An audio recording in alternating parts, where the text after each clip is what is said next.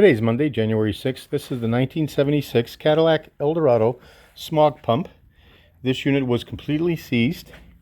This is from my friend Mr. Kurd's car, his 1976 Eldorado convertible. So the unit was opened up.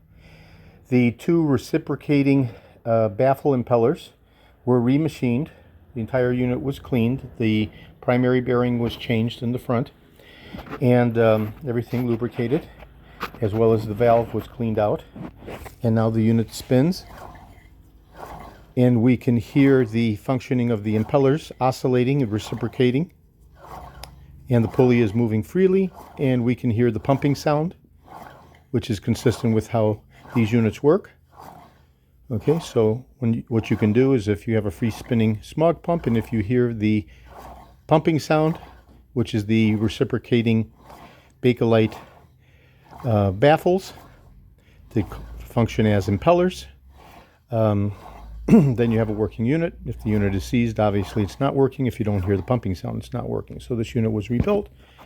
As it had catastrophically failed, and now it's fully functional, and we're going to be mounting it back into the car. So today is Monday, January 6th. This is George in Florida. I have over 375,000 original vintage parts from 1959 through 1976, all the way through 78 for the Eldorados. I'm best known for my restoration of the Cadillac steering wheels, the tilt and telescopic steering columns, power seat mechanisms, and other critical, hard-to-source original vintage Cadillac items. This is not a show quality restoration. This is simply just a repair for my friend Mr. Kurt. Okay, today is Monday, January 6th. Thank you very kindly.